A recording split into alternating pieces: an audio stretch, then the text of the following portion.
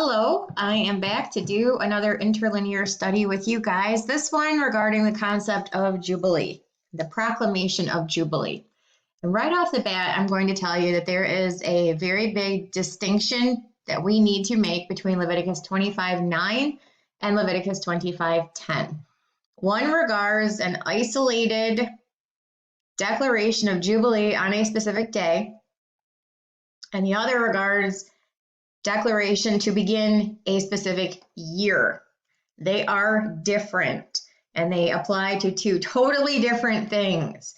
And I realize that there is a general lack of making that distinction when talking about the Jubilee as regards Bible prophecy. But we need to make the distinction between a specific day upon which a declaration is made, which was forward looking to an event, and a specific year. They are not the same. So, having said that, let's study this concept of Jubilee out from the Hebrew Old Testament to the Greek New Testament and find out where the fulfillment of Leviticus 25:9 occurred, which regards the specific day upon which the declaration of Jubilee was forward-looking to. Not the Jubilee year, but the specific day upon which a declaration of Jubilee from the law was forward-looking to in the New Testament. So here we come to studylight.org. We're going to do an interlinear study. So we go to studylight.org, language tools, and over here we just click go. This brings us to an interlinear search, and we are going to look up Leviticus 25:9 and 10. The reason I'm doing two verses is because the word Jubilee is not actually in the original text in verse 9. I'm going to show you something that's interesting because I think the King James doesn't help us in this scenario. But we're going to use it all the same. This is one of the specific spots where use of the King James is not completely helpful because it does not describe specifically what the original text says. It adds a little something extra, and I believe this causes a slight bit of confusion. It's not inaccurate, but it leads people to draw false conclusions as a result. So it is thinking. I just have to give this slow website a minute to get us where we need to go. Okay, Leviticus 25:9. So this is the verse that we really want to focus on. But what you'll notice here when we start doing our study is that of the Jubilee is not actually in the original text. It is a clarification added by the King James to tell you what the trumpet is sounding. So we'll see this in a second. But then shalt thou cause the trumpet of the Jubilee to sound on the 10th day of the 7th month in the day of atonement. Ye shall make the trumpet sound throughout all your land. This is a completely separate idea from the next verse, which talks about a Jubilee year. Now, just because Jubilee is to be declared via this trumpet sounding on a specific day does not mean that that begins the year in which Jubilee is also proclaimed. They are two completely separate ideas. But verse 10 says, You shall hallow the 50th year, proclaim liberty throughout all your land. Unto the inhabitants thereof it shall be a jubilee unto you. You shall return every man unto his possession. You shall return every man unto his family. Now this whole idea is predicated upon the ideas which came before, the verses which came before in Leviticus 25, where it says, When Israel comes into the land is to declare a Sabbath. 6 years they work the land, and the 7th year they rest. The land rests. And then count 7 Sabbaths of years to the space of 49 years. And in the 50th year, they hallow and proclaim Jubilee. So every year is going to have the same start date. The 50th year is set apart for a specific reason, which is a Jubilee year. And then there's a whole bunch of things that are to occur within that year. But the weeks of years begin when Israel came into the land, which we learned Joshua 4:19 is the 10th day of the first month, 4 days before the Passover. So that's the 10th day of Nisan. Nisan 10 is when weeks of years begin. The 50th year, also the same. So this is Leviticus 25:10 regards a year, which follows the same sequence of the weeks of years, which all start on Nisan 10. This is completely separate from this event, which is not Nisan 10. It is something that is to occur on Tishri 10, the sounding of a trumpet to proclaim Jubilee. Now, when we click on the word Jubilee here, it's not the Greek word for Jubilee, or excuse me, it's not the Hebrew word for Jubilee that pops up. It's the word teruah, which just regards the sounds associated with blowing trumpets. And it tells you all of different things over here that could be synonymous with the sounding of a trumpet. It could be an acclamation of joy or a battle cry. It could be an alarm. It just relates to specifically blowing or sounding the shofar, the trumpet. So the King James added the of the Jubilee to tell you the purpose for the sounding of the trumpet. It is an acclamation of joy, specifically joy, jubilee, loud noise, rejoicing. That is what that specific sounding of the trumpet associated to the 10th day of the 7th month in the Day of Atonement is. It's not related to the Jubilee year. It's not related to any of the first 49 years counted. None of that. It is a specific isolated event unto itself, and it is a sounding of a trumpet which relates to Jubilee. Again, not the Jubilee year.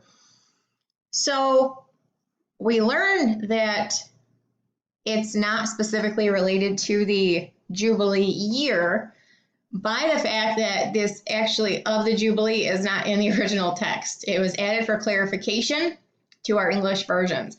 But it's just to tell us that there is the trumpet blowing on the 10th day of the 7th month in the Day of Atonement. There's a trumpet sounding throughout all the land. Okay, so what is the actual word for Jubilee? Because in the Old Testament, we need to understand what the Hebrew word is to know where we can find it in the Greek New Testament to understand the concept about the sounding of the trumpet to proclaim this Jubilee on the 10th day of the 7th month in the Day of Atonement. The Hebrew word for Jubilee is actually Yobel. And when we click over here, we're going to be able to look at the Greek text and find this same word. It's actually right here, and I just know that from having studied this. So we look up the Greek word, it's aphesis.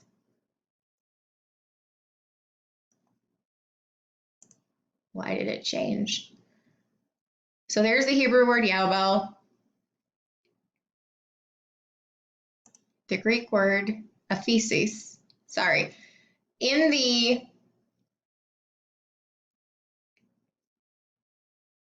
New Testament, sorry, lost my train of thought there, to proclaim liberty throughout all the land by the Jubilee is deliverance, forgiveness, liberty, remission. That is the concept of Jubilee, which translates from the Old Testament to the New Testament.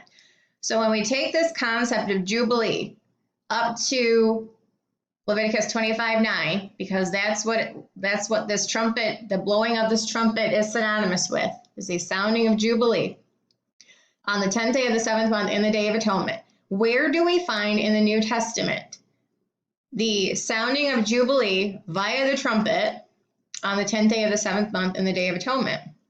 Okay, well, G859 is our Greek word. We're going to take that over to the concordance, to Blue Letter Bible, and find where this word is in the New Testament, specifically related to the trumpet and the Day of Atonement. Well, who's the trumpet? Because you have to remember Leviticus 25 is part of the law. The law having a shadow of good things to come, but not the very image of those things. So the sounding of the trumpet in the 10th day of the 7th month in the Day of Atonement. Day of Atonement's a feast day. So Colossians 2:17 tells us, let no man therefore judge you in meat or in drink or in respect of an holy day or of the new moons or of the Sabbath. So the holy days, they're a shadow of things to come, but the body is of Christ. Okay, so We know that Jesus is the trumpet, the trump of God. So he, in order to fulfill the law in all points and all jots and tittles, in order to fulfill the works of it, in order to be who it pointed to, he's going to have to fulfill every requirement. Being the trump of God, it is going to be Jesus himself who sounds Jubilee on the 10th day of the 7th month in the Day of Atonement. This is exactly what Luke 4 was pointing to. The Spirit of the Lord is upon me because he hath anointed me to preach the gospel to the poor. He hath sent me to heal the brokenhearted, to preach deliverance, a feast, Jubilee, to the captives, the recovering of the sight to the blind, to set at liberty, Jubilee, them that are bruised, to proclaim the acceptable year of the Lord. And then he closed the book, and he gave it to the people sitting there. This is Luke 4, pointing back to Isaiah 61. Pointing back to Leviticus 25, and Jesus as the trump of God proclaiming Jubilee on the 10th day of the 7th month in the Day of Atonement. This was the legal fulfillment, what the law pointed to, what Jesus was going to do when he came. Why is it important that it was on the 10th day of the 7th month in the Day of Atonement? Because that's the day upon which Jesus' ministry began. When he assumed the role of the scapegoat to have the sins of Israel laid upon his head, so that he was going to bear them and pay the penalty for them, which was death. Instead of putting that penalty upon the people, he substituted himself in place of them, he who became sin, who knew no sin, that we might be the righteousness of God through Christ. So this is what he was doing from the beginning of his ministry forward, which started on the Day of Atonement. The scapegoat role is related to Leviticus 16, which Jesus became. That's what his baptism symbolized. And the proclamation of Jubilee is liberty via the forgiveness of sins. This is what Jesus was telling everyone, that from the beginning of his ministry, he was offering them liberty via the forgiveness of sins. He was proclaiming Jubilee as the trump of God. Luke 4:16, he came to Nazareth where he had been brought up, and as his custom was, he went into the synagogue on the Sabbath day and stood up for to read. There was delivered unto him the book of the prophet Isaiah, and when he had opened the book, he found the place where it was written, The Spirit of the Lord is upon me, because he hath anointed me to preach the gospel to the poor. He has sent me to heal the brokenhearted, to proclaim, to preach Jubilee to the captives, the recovering of sight to the blind, to set at Jubilee them that are bruised, to preach the acceptable year of the Lord. That is the coming of the kingdom. Jesus' entire ministry was to sound the trumpet. The Feast of Trumpets was forward-looking to the incarnation of the Creator, who is the voice that spoke creation into existence, the incarnation of the voice of God on earth. His entire ministry from the day it began, which was the Day of Atonement, was used to sound the trumpet. He closed the book, and he gave it again to the minister and sat down, and all the eyes of them were that were in the synagogue were fastened upon him. And the idea that he's the trump is Hebrews 1:1. God, who at sundry times and in diverse manners spake in time past unto the fathers by the prophets, hath in these last days spoken unto us by his Son, whom he hath appointed heir of all things, by whom also he made the world.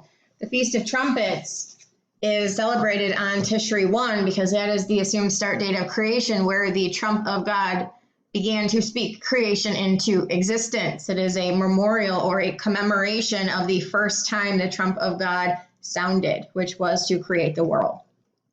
So that is why there is a proclamation of Jubilee by the trumpet on the 10th day of the 7th month in the Day of Atonement, because that is the day upon which Jesus' ministry started.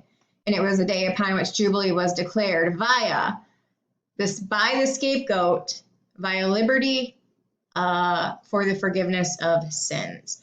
So that's how the Leviticus 25 and 9 and 10 are differentiated, because one regards an individual proclamation which Jesus made at the beginning of his ministry, which was on that day. The law forward looking to Christ, the body of Christ, who he was. He was the scapegoat who came to proclaim Jubilee. And that was the 10th day of the 7th month. Different from the Jubilee year, which is an entire year during which certain things occur. And that was fulfilled when Israel came into the land 50 years later. They declared the first one already fulfilled. It will come into play again in the future. Take care.